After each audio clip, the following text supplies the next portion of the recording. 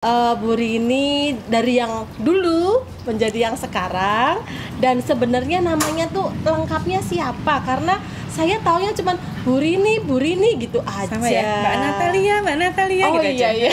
Panjangnya saya juga nggak ngerti ya. Panjangnya yang pasti bukan Natalia, bukan Bu, tapi Natalia Arwitasari. Kalau saya Rini gitu ya, enggak Bu. Jadi nama lengkapnya siapa Bu? Saya Adria Rini Saptawati. Oh, panggilannya Bu Rini Panggilnya tadi. Rini. Oke. Terus nih, saya kan kenal Bu Rini dari Mu'alaf ya, yang dulunya kita nggak kenal, akhirnya kenal. Karena sama-sama sekolah mu'alaf ya, Mbak? Sama-sama sekolah Mu'alaf dan ikut kegiatan dan komunitas Mu'alaf di Semarang. Ya.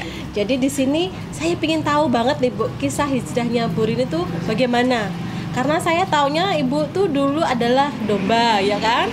Tapi sekarang seorang Muslim ya. Saya ingin dengar cerita, pasti sahabat Arkom juga pengen tahu bagaimana kisah hijrahnya Bu Rini dan sudah berapa lama menjadi seorang muslimah ya Bu ya. Gimana Bu? Berarti 4 tahun ya? Iya. 4 tahunnya masih Desember lagi. Ya. Assalamuallam warahmatullahi wabarakatuh. Waalaikumsalam warahmatullahi wabarakatuh. Saya sambil makan ini Bu ya. Silakan. Sore-sore sambil santai-santai ya Mbak ini. Lucu sih Mbak. Lucunya tuh di mana loh Bu? Saya belum apa-apa sudah diajak ketawa nih Bu. Nah, dari sakit gigi itu bisa jadi mualaf loh Mbak. Dari sakit gigi? Iya, sakit gigi itu bisa jadi mualaf. Itulah Allah ya kalau mau mengangkat umatnya untuk menjadi seorang muslim, menjadi mualaf, ada aja. Mungkin ada yang saya dengar kemarin katanya ada karena sepatu atau apa ya gitu. Apa karena sakit gigi terus Allah kamu muslim gitu? Enggak ya Bu ya? Ayo kamu muslim gitu. Ya enggak ya. Jadi gimana tuh Bu? Ceritanya memang saya tuh sakit gigi udah lama sebenarnya, udah beberapa bulan. Dan setiap mau tidur saya harus minum Decolgen lah supaya menghilangkan rasa sakit, supaya saya bisa tidur. Karena sakit giginya itu udah memuncak sampai di embun-embunan Mbak, sampai di yang cekut-cekut gitu lah. Harus minum obat pereda nyeri gitu ya. Karena orang kan lebih baik sakit hati daripada sakit gigi kan. Ternyata enggak ya Bu ya? Ternyata enggak ya. Sakit gigi memang benar-benar sakit ya. Itu sakit gigi saya bukan karena lubang, bukan karena apa, tapi karena mungkin lapisan emalnya sudah tipis karena saya udah tua ya. Jadi bukan yang di belakang atau yang ini, tapi di gigi seri saya di depan ini. Di gigi seri itu jadi kalau dipegang luarnya aja sini sakit. Aduh saya jadi ikut nyeri nih Bu. Bener linu Mbak. Serasa makan apa itu ya? Mangga muda, linu semua. Terus saya pada waktu udah sakit gigi setiap itu, pada waktu mau tidur malam, saya biasa tidur malam dengan anak saya perempuan. Anak saya itu kalau AC-nya nggak gede itu nggak bisa tidur. Sementara orang sakit gigi tahu sendiri kalau udah kena dingin kan cekut ya gitu pasti ya ngilu banget itu. Saya waktu udah masuk tidur saya memang sudah mulai mengurangi untuk obat-obat sakit kepala, mencoba. Saya masuk kedinginan, mau saya kecilin pasti nanti dia bangun. Udah saya pakai selimut aja, selimut sampai kepala. Saya tarik sampai kepala. Biar anget gitu ya Bu ya? Biar anget ya. Begitu sampai kepala, ternyata ada yang keluar dari mulut saya yang saya sendiri nggak ngerti. Apa itu Bu? Saya tiba-tiba muncul kalimat yang astagfirullah sampai saya tertidur. Jadi saya nggak ngerti, saya sampai bingung. Saya sebenarnya sadar, aku tuh ngomong apa sih? Tapi saya mau berhenti kayaknya susah. Pada waktu itu astagfirullah. Dan nggak ada yang ngajarin ya Bu ya? Nggak ada yang ngajarin. Oh iya. Orang saya juga nggak dengar apa-apa, nggak ada. Astagfirullah. Sampai saya tertidur dan benar-benar saya tertidur pules. Jadi nggak ngerasakan sakit lagi tanpa obat ya waktu itu. Terus pagi saya bangun, saya kebiasaan pagi itu bikin sarapan untuk anak-anak. Sebelum berangkat sekolah kan masih ada yang SMA itu. Karena single parent juga ya, jadi harus berpikir ya. Membagi waktu untuk anak-anak itu, bikin sarapan. Saya kaget juga waktu bikin sarapan kok kepala saya tuh udah merasa nyaman gitu loh, nggak berat, nggak cekut-cekut, nggak itu kayak biasanya kan. Saya tak gini-gini loh. Oh iya sembuh ya. Berarti tapi sudah saya pikirnya ya sembuh gitu aja. Saya masak, saya hidangkan di meja. Anak saya habis mandi, sarapan saya gantian mandi. Nah, pada saat mandi pun saya nyoba biasanya kalau gosok gigi, udah hati-hati banget Mbak, udah sampai ditaring itu gitu kan. Saya tuh kaget waktu itu, loh kok nggak apa-apa ya, sampai akhirnya dipusatkan tak gini-gini ini nggak sakit. Saya ambil anduk, ubel-ubelan anduk keluar dari kamar mandi, saya ambil air dispenser yang air es, saya buat kumur. Kok nggak sakit, nggak linu, nggak biasanya sakit. kalau gigi sakit udah kena, karena air es aja. betul. Saya kaget nih, wah ya udah, saya cuman kok bisa gitu, tanpa minum obat, tanpa kok bisa, cuman saya udahlah waktunya kan karena pendek harus cepat-cepat, saya harus nganter sekolah, saya terusin mandi saya. Pada saat saya mandi, saya pakai shower, kan tadi udah gosok gigi selesai, saya pakai shower itulah tiba-tiba pada itu saya keluar lagi kalimat yang saya sendiri nggak ngerti. Subhanallah, subhanallah. Aku ki ngomong apa toh ya? Saya tuh jadi saya ngomong tapi subhanallah, subhanallah. Aku ki ngomong apa sih? Nggak mudeng apa yang saya ucapkan sendiri gitu. Saya keluar, ya udah saya terus cepat-cepat nganter sekolah anak saya, naik motor saya berpikir aja di jalan selama di perjalanan. Kenapa ya? Saya baru ingat semalam itu kok saya ngomong apa yo? Saya sampai kadang-kadang apa sih, astagfirullah kalau nggak salah aku tuh semalam itu. Jadi antara iya dan tidak gitu. Tapi barusan aku ngomong itu apa yo? Saya ngantar sekolah itu sampai anak saya sekolah masuk. Saya pulang, saya ambil HP saya nanya sama teman saya, kebetulan saya punya teman waktu itu teman dekat. Yang saya bilang memang dia santri lah gitu. Saya nanya, paham tentang Islam lah iya, gitu. Saya tanya, apa to artine subhanallah, astagfirullah, subhanallah. Neng tulisanku bener apa mboh ya? Saya bilang bener apa ora? Ya bener tulisanmu loh. Saya sempat kaget loh. Tulisanku bener ya. Saya cuman nulis aja kan. Terus dia jelaskan itu semuanya. Tapi untuk lebih jelasnya coba deh kamu buka Google gitu. Ini buka Google aja, tulis aja arti itu gitu, arti astagfirullah itu. Saya keluar, saya baca, ya udah saya letakkan. Siang saat makan siang ya jam-jam zuhur ya itu. Dia telepon, piye bilang gitu, wes dibuka apa nih, saya bilang gitu loh. Tadi kan kamu nanya tak suruh buka Google. Oh iya persis udah sama seperti yang kamu jelaskan ya gitu. Udah saya gitu udah selesai bagi saya sih. Ya selesai aja lah. Ya udahlah gitu ya. Suatu saat saya setelah peristiwa itu memang ada sesuatu yang saya kalau ke gereja nggak nyaman. Saya masih ke gereja. Saya masih ke gereja tiap hari Minggu, saya ke gereja sampai 4 minggu ke gereja itu. Saya sudah nggak seperti dulu lagi ke gereja buka kitab suci, Injil apa gitu kan. Ya, gitu. Bukan nggak semangat. Saya tetap datang ke gereja. Saya itu buka kitab suci tidak seperti dulu. Kalau saya kan ayat ini langsung ya Matius, Yohanes gitu aja. Itu saya udah kayak orang linglung, buka itu nggak kepegang. Jadi sampai selesai bacaannya saya buka itu nggak kepegang. Kok aku aneh ya buka ini kok udah nggak bisa gitu. Padahal dulu tuh cepet banget gitu. Terus kalau lagi ada puji-pujian gitu, saya dulu kalau puji-pujian kan seneng sambil gitu ya. Saya tuh kayak orang linglung kok, jadi ngowoh tok gitu kayak gini tuh. Kok kayak terus sayup-sayup tuh kayak saya dengar suara azan aja gitu. Saya waktu itu masih menolak.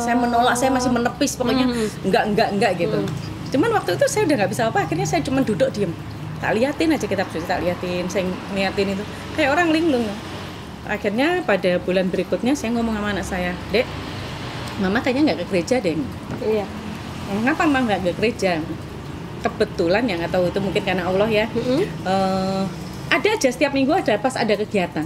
Padahal ibu nggak rencana ya? Nggak rencana. Jadi memang pas kegiatan terus itu ya dengan teman-temanku kuliah dulu, ada teman-teman yang lain. Jadi pas ada kegiatan di komunitas-komunitas itu. Terus pas ada luar kota juga. Berikutnya saya akhirnya kok nggak tahu tiba-tiba suka buka ini Islam itu indah ya istilahnya deh, baca-baca gitu. Terus waktu saat saya kamar kos saya kosong. Biasanya kamar kos saya itu nggak pernah kosong karena waktu selalu bergiliran. Pada waktu itu pas habis wisuda, jadi ada jeda untuk mahasiswa baru ke ini banyak yang kosong. Waduh mumet juga nih nak sampai kosong. Saya kan istilahnya untuk sirkulasi keuangan untuk kehidupan anak-anak itu kan saya dari kos ya. Saya itu ada 7 kamar, 5 kosong. Itu udah pusing sekali saya yang 5 kosong itu. Terus teman saya di OLX aja, ya udah saya OLX. Saya tuh tiap hari tak kasih foto-foto yang paling bagus untuk menarik ya. Saya lihat di OLX itu ada 2.000 dilihat orang, maksudnya 7 menghubungi, 7 telepon, tapi tak lihat HP saya nggak pernah bunyi, saya bilang gitu. Lucu ya di sini ada tapi nggak bunyi HP itu, saya bilang. Terus saya pada waktu itu iseng lagi nih, semua berangkat dari yang sakit gigi, yang iseng ya. saya baca-baca kalau untuk rezeki, lancar rezeki itu baca ya Fatah ya Rozak gitu. Saya ya bacanya bener ya Fatah ya Rojak, ngomongnya ya ilat ya gitu Fatah ya kan. Rojak, gitu aja ya. Saya gitu aja. Terus saya iseng aja lagi kalau pagi bangun ngerjain apa gitu ya Fatah ya Rojak, masak ya Fatah ya Rojak, naik motor ya Fatah ya Rojak. Hari pertama, hari kedua itu udah berbulan juga loh Mbak, sekitar 2 bulanan kalau nggak salah itu. Nggak ada yang masuk gitu. Saya itu Fatah ya Rojak 3 hari. Hari keempat itu alhamdulillah penuh full langsung. Saya sama teman saya bilang, ngerti Rak, kamar kosku wes penuh loh. Saya bilang, oh iya, dia bilang gitu. Terus akhirnya saya nggak cerita yang astagfirullah sama itu kan, saya cuma nanya aja sama dia. Terus akhirnya saya ini, tahu nggak waktu aku nanya ke kamu dulu beberapa bulan yang lalu bilang astagfirullah dan subhanallah, enggak, tak ceritain. Dia tuh ngeliatin saya tuh sampai nangis gitu kan. Terus saya ceritakan ini yang ya Fatah ya Rojak gitu sama ini, ya Allah kamu itu dapat hidayah loh Rin, nggak semua orang dapat hidayah. Hidayah apaan sih? Kan masih ini ya, jadi masih awam, bahasa awam. Hidayah apaan sih bener? Ya itu nggak semua orang seperti itu loh. Tiba-tiba saya waktu itu kok nggak tahu kepingin ada sesuatu yang belajar sholat gitu. Yang bilang, kamu nggak ngajarin sholat aku? Dia bilang gitu. Tenane Rin, dia bilang. Jadi dia nggak percaya juga. Terus dia bilang kalau baca mau sholat itu harus baca apa gitu kan. Ya udah, coba ini baca ini aja. Jadi secara tidak langsung baca ini, kalau aku ngajarin katanya nggak salah apa yang saya nggak ngerti, bodoh yang tahu kamu. Saya bilang pokoknya aku ajar gitu kan. Saya belajar. Saya takut mau belajar di rumah. Wah, ini aku belajar di rumah nanti karena aku tahu kan bilang gitu kan. Yuk tak ajak ke rumahku yang di Jangli aja. Saya punya rumah di Jangli yang bilang tak buat anak kos, anak-anak Patra. Saya ada 1 kamar toh untuk pada sholat kosong gitu. Saya belajar sholat di sana. Saya bawa peralatannya sampai sekarang masih tak tinggal di sana. Jadi kalau pas saya ke sana masih sampai sekarang peralatan. Saya belajar di sana, diajarin. Terus waktu pas itu saya pergi sama dia pas jam ini, mau nggak sholat di masjid ada di Dr. Cipto itu di Perhutani ya, itu ada diajak ini. Kan aku nggak ngerti. Ternyata laki-laki kan sendiri perempuan sendiri ya. Pada waktu mau sholat itu aku bingung, loh aku ngetot ke sopo sampai dia itu di depanku ini, terus aku di belakangnya ucapan, pokoknya dia bilang belajar geraknya dulu. Tadinya dari wudhu dulu, dia jadi dilihat dulu. Dia kaget karena apa? Saya setiap sudah belajar dari YouTube tentang wudhu itu kan. Pada saat saya diajari wudhu, saya ngeliatin, coba sekarang ringin wudhu, dia kaget loh. Kok kamu udah pintar wudhu? Aku belajar dari YouTube, jadi udah ngerti. Dan untuk kalimat urut-urutannya itu saya tempel, jadi ada keran itu tempelnya pakai stiker Mbak. Kalau tulisan stiker itu kan ada tulisan tapi nggak jelas. Jadi stiker yang ada tulisannya apa tak tebelin pakai spidol. Jadi nggak ketahuan kan anak saya ketahuannya stiker, padahal itu ada tulisan itu. Jadi saya belajarnya dari itu, belajar wudhu aja dulu. Jadi kalau malam saya belajar wudhu, tiap mau tidur saya wudhu, jadi belajar dari situ. Saya udah bisa, terus belajar ini. Saya udah ada keinginan itu. Saya suatu saat saya menyampaikan aku pengen mualaf gitu kan. Tapi dia juga belum berani. Dipastikan dulu, dipastikan dulu. Nanti kalau memang Rin udah siap, tak carikan ustadz untuk sadar gitu. Saya masih berjalan, saya baru harus ngomong ke anak saya karena saya sendiri, saya single parent kan, saya izinnya sama anak saya karena anak saya udah dewasa. Saya izin anak saya, alhamdulillah anak saya tuh, saya bilang hatinya seluas samudra. Karena tidak ada perlawanan, tidak apa, dia bilang kalau itu memang sudah pilihan mama karena hubungan sama Allah yang ada di dalam sini. Tidak bisa dipaksakan, mau mama kayak apapun nggak bisa dipaksakan. Kalau itu udah pilihan mama, silahkan. Satu pesan saya, kalau mama sudah memilih menjadi Islam, satu pesan saya, sholat jangan bolong-bolong. Itu berarti anak usia berapa itu Bu? Anak saya udah kerja, udah lulus, mendekati lulus, sudah lulus, tinggal kurang nunggu wisuda. Yang nomor 1 sudah selesai, tinggal nunggu wisuda itu. Dia bilang, mama kalau memang mau muslim, sholat jangan bolong-bolong. Pesanku, lambat laun mama nanti tetap harus berhijab karena itu istilahnya kalau dia ngomong kan itu kewajiban wanita, dia bilang harus pakai hijab, tapi jangan sekarang nanti orang-orang pada bingung gitu. Pelan-pelan dia bilang. Udah, saya belajar, saya tekun, saya mulai berani sholat di rumah. Mulai karena saya udah Karena ngomong, anak-anak juga udah anak tahu sudah ya. boleh, saya mulai belajar sholat di dalam rumah, di dalam kamar saya gitu. Udah ngerti. Dan anak saya itu tahu kalau saya kalau malam saya tahajud gitu.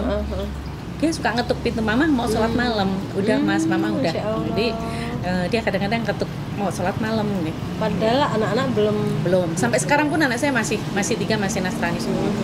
Jadi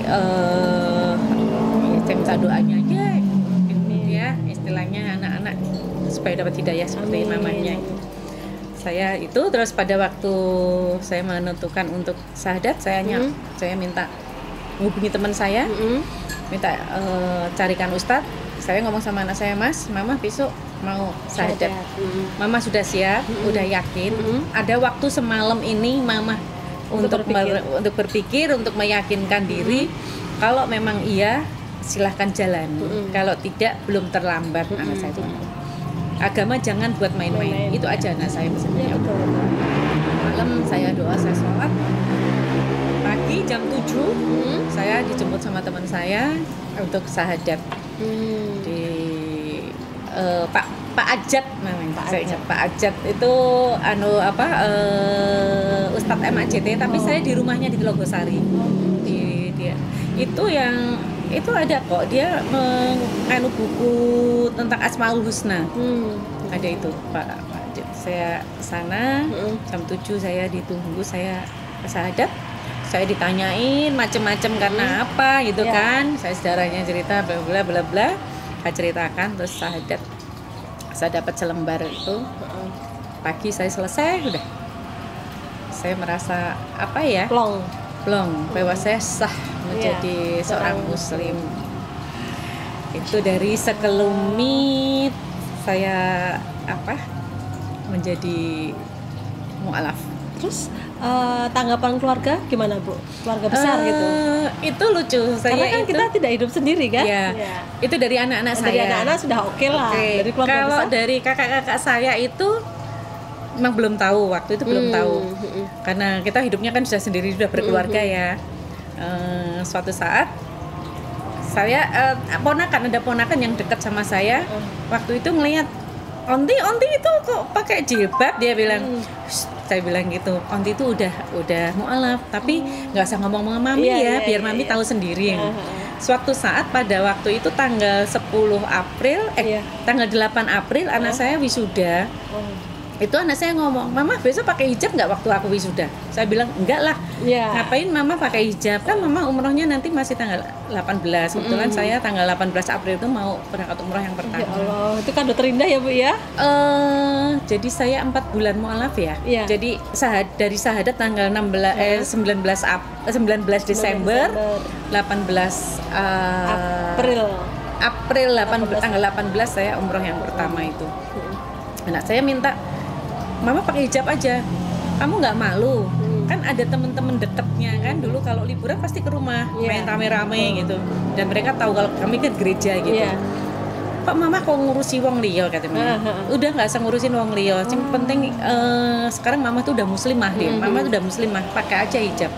Jadi saya pertama kali pakai hijab itu ya masih madamele lah istilahnya, masih nggak karuan gitu, masih melorot-melorot gitu. Ya masih melorot-melorot gitu. Ya kebetulan pada waktu wisuda saya ketemu papahnya anak-anak. Kebetulan kan memang kami pisah. Pisah. Pada waktu wisuda papanya pengen dampingi juga, jadi ketemu. Papanya juga kaget ngeliatin saya berhijab. Oh kita tenanan, katanya bilang gitu. Ya tenanan. Aku nanti tanggal 18 mau berangkat umroh, saya bilang. Dia kaget juga. Loh kapan Islam? Ya cepat sekali gitu ya. Kalau secara sah resmi saya syahadat itu saya baru Desember saya bilang gitu. Cuman kalau prosesnya panjang, saya udah mulai belajar sholat, belajar sholat dulu, baru memang benar-benar saya yakin, saya baru syahadat saya bilang. Ya itu sendiri, umroh sendiri itu juga dari sendiri atau? Umroh itu juga gini, alhamdulillah sejak saya jadi mu'alaf, saya nanya sama teman saya, kalau sedekah itu gimana sih? Saya kan dengar-dengar kalau kami sedekah. Teman saya bilang, udah Karin gampang aja kalau mau sedekah. Ini tak kasih nomor rekening di Gerobokan itu ada namanya pecinta sedekah di Gerobokan. ini nomor rekeningnya, kamu kalau saya selalu transfer ke sana kalau hari Rabu atau Kamis saya transfer. Terus dari sana bilang, Mbak, mbok ojo duwite wae sing teko gitu toh. Sekali-kali ikut bagi. Aduh, di Grobogan ya, bagi jam berapa? Jam 9-an. Saya jam 7 berangkat dari sini. Alah, Grobogan cedak, ayo lah. Saya ngajak teman saya, 3 teman saya berangkat ke sana, wis nyoper dhewe ra apa-apa. Saya ikut sampai sana, kita ikut bagi. Mereka melihat saya gitu, Mbak ini kata potensi deh, buka di Semarang, sebarkan virus-virus sedekah di Semarang.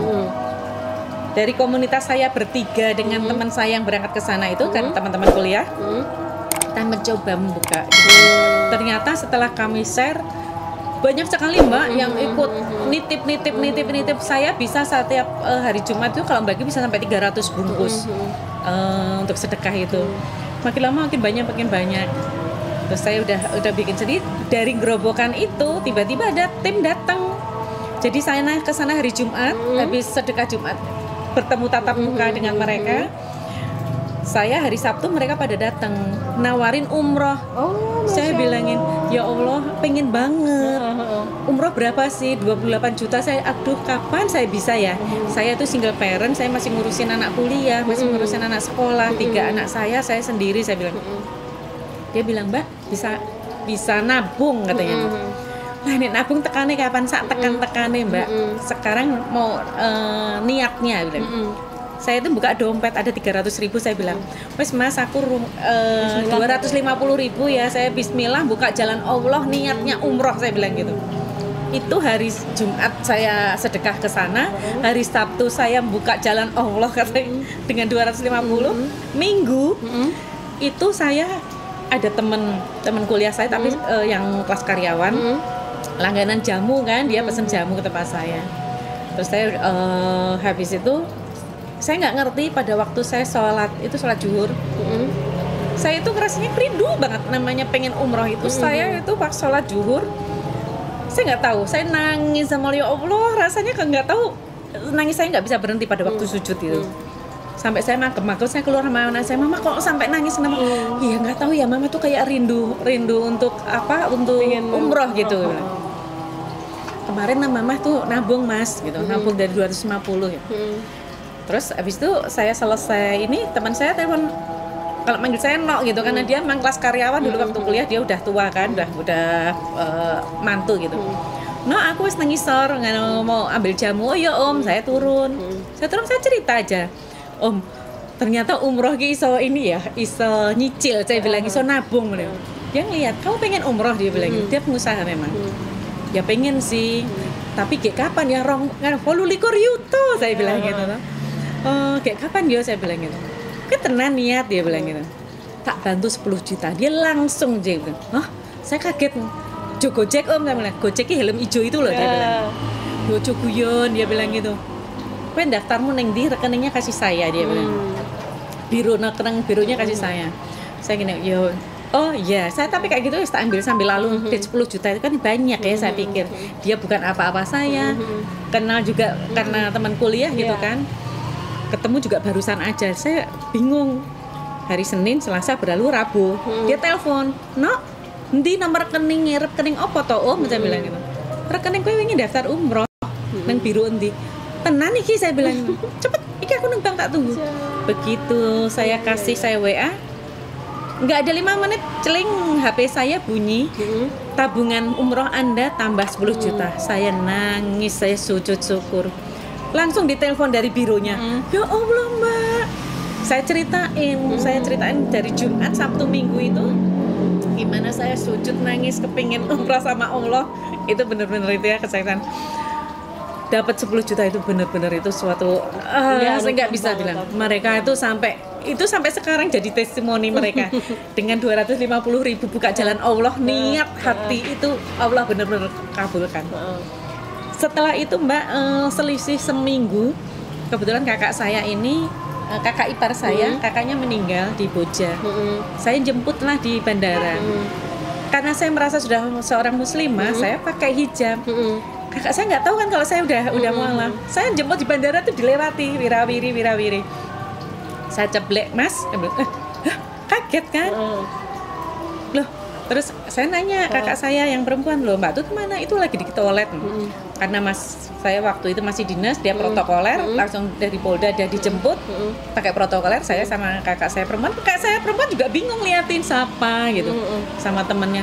Mungkin lihatnya dari kaki sampai atas. Iya, nggak percaya ya? Kok sambil duting-duting gini? Terus saya kebetulan kakak saya sama temennya toh. Saya bisikin, saya temennya deket juga ini, Mbak aku tuh udah mualaf. Langsung ayo cerita, saya dimasukin mobil di belakang, ceritalah ngobrol. Saya ngobrol tentang yang 250 itu sampai saya dikasih teman saya 10 juta gitu kan. Kakak saya hanya mendengar terus lah. Teman kakak saya ini ternyata pengusaha tambang yang dia mau membawa anak yang namanya Fauzan itu anak 9 tahun buta tapi hafiz Quran, orang Tasikmalaya. Dia mau membawa itu ke umroh. Karena saya cerita gitu, akhirnya dia izin sama suaminya mau membawa saya umroh sekalian gitu. Diajak sama mereka. Izinlah sama kakak saya, Mbak aku mau bawa Mbak Rini ya umroh bareng sama si Faza, dia bilang.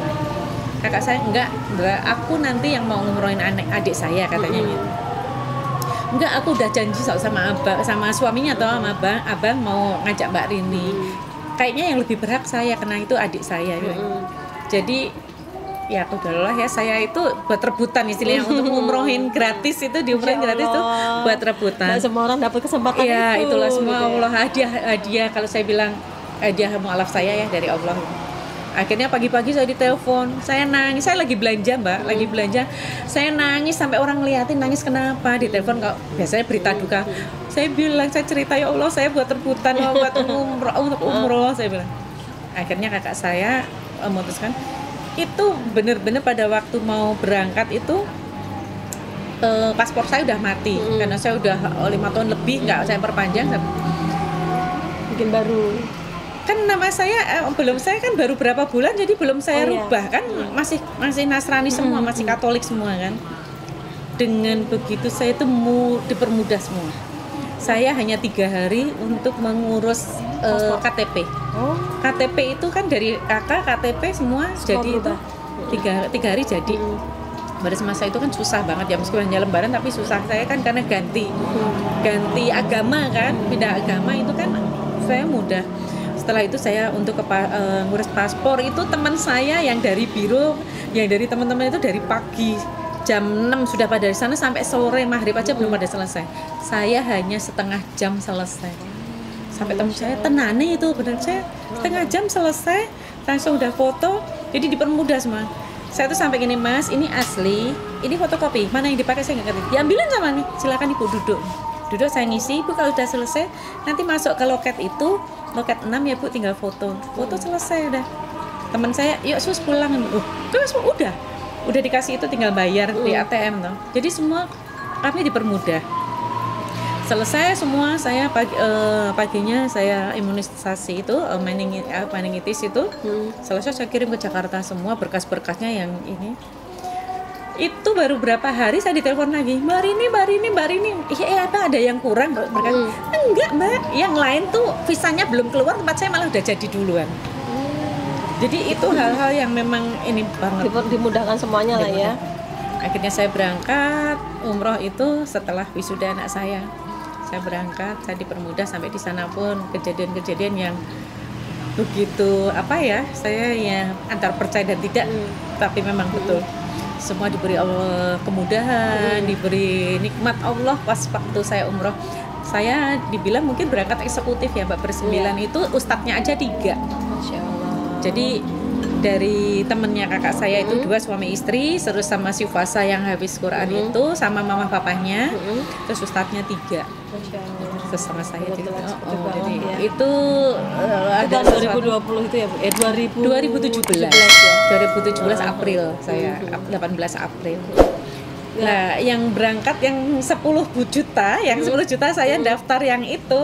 Jadi saya mendapat 10 juta masih bisa ada kesempatan untuk yang saya berangkat gratis dulu kan duluan ya.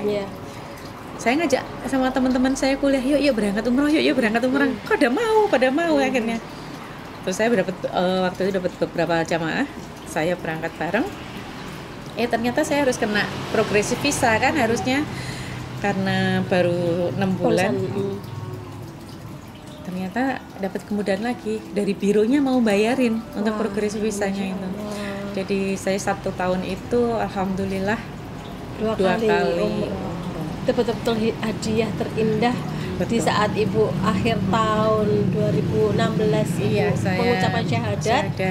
Tahun 2017 Ibu mendapatkan kenikmatan yang luar biasa selama setahun itu ya Bu ya. Setahun itu 2 kali saya umroh dengan yang begitu indahnya. Sekarang pun masih rindu kepengen ke sana. Saya insya Allah saya selama ini doanya sama Allah, saya ingin berangkat dengan 3 anak saya. Amin. Pada saat supaya saya pengennya 3 anak saya seperti saya, begitu syahadat bisa bareng kita berangkat dengan waktu yang indah sekali. Jadi sampai tahun ini yang Ibu rasakan tuh apa, begitu dulu dengan sekarangnya tuh yang betul-betul membuat Ibu semakin yakin dengan Islam itu sendiri apa Bu? Merasa lebih damai. Ya. Merasa lebih kayak saya dulu mungkin orang yang berapi-api ya. Jadi wah gitu kan, gitu kan. Apalagi mungkin saya sudah single parent tuh biasa apa-apa sendiri kan, keputusan sendiri. Tapi sekarang kayaknya lebih bisa menekan. Jadi apa ya, dengan mungkin karena kita dengan jigir, dengan ini membuat kita lebih sabar, istighfar. Jadi ingat istighfar lagi istighfar, astagfirullah, itu yang membuat anak-anak pun juga sudah menerima, keluarga besar pun juga sudah bisa menerima satu hadiah-hadiah yang begitu indahnya. Iya. Kemudian yang kalau boleh dibilang berarti kesulitannya Ibu itu sudah berlalu kalau boleh dibilang ya. Dan yang membuat Ibu semakin yakin, semakin nyaman dengan Islam itu sendiri, misalnya dari keluarga sudah, dari lingkungan Ibu bagaimana? Atau ada komunitas yang mendukung Ibu? Alhamdulillah. Saya ada suatu komunitas kelompok grup kuliah saya itu sangat-sangat mendukung. Pada saat itu saya punya teman ya deket. Kebetulan suaminya waktu itu Kapolres Tabes sini, itu dia panggil guru ngaji, istilahnya hanya karena saya untuk belajar. Itu benar. Jadi saya benar-benar didukung. Pada saat jadi diingatkan, diajari. Jadi di grup ini kita saling mengingatkan saat adzan, ayo kita sholat. Terus ada doa-doa. Jadi ada doa-doa apa yang sering kita saling sharing mereka. Terus saya diajak untuk di sana ada pengajian, saya diajak. Kan ada pengajian, saya diajak. Saya banyak diajarkan juga. Jadi kebetulan saya punya teman kuliah yang ustadz juga. Sekarang udah jadi ustadz.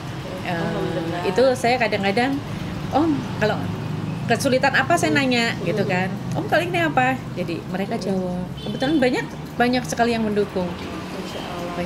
Jadi sekarang kalau harapan Ibu yang paling besar itu apa untuk sekarang ini? Anak-anak bisa seiman, bisa mu'alaf ya.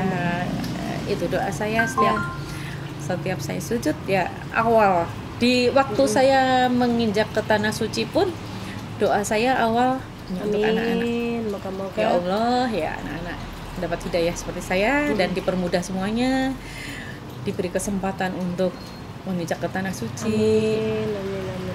Masih ingin lagi saya untuk haji sebenarnya. Amin. Insya Allah. Semua doa yang baik insya Allah didengar sama Allah ya. Amin. Jadi sahabat Arkom bisa menyaksikan sendiri, bisa mendengar sendiri bahwa seorang Ibu Andriarini yang single parent, membesarkan 3 anaknya sendiri, berjuang untuk anak-anaknya, terpanggil dan mendapatkan hidayah Islam. Dan hidayah Islam itu sendiri adalah hak prerogatif dari Allah. Dan saya yakin tidak mudah untuk meyakini dari yang dulu ke sekarang. Jadi untuk teman-teman mu'alaf di luar sana, jangan sungkan, jangan malu untuk kita mencari komunitas yang baik. Kita tetap istiqomah mencari tujuan akhir kita tuh mau seperti apa. Bu Rini aja bisa, seorang single parent yang diizinkan oleh anak-anaknya untuk memeluk Islam dengan sungguh-sungguh, dan masih ada keinginan sekali supaya anak-anaknya bisa menjadi seorang muslim juga. Semoga sahabat Arkom bisa mendengarkan doa dan harapan dari Bu Rini, dan kita mengamini Amin, amin. Keinginan Bu Rini supaya anak-anaknya pun nanti bisa menjadi seorang muslim. Demikian sahabat Arkom, acara kita hari ini. Kita akan bertemu di lain kesempatan dengan cerita lagi yang berbeda, dan pastikan selalu melihat, menonton, membagikan dari channel sahabat Arkom. Assalamualaikum warahmatullahi wabarakatuh.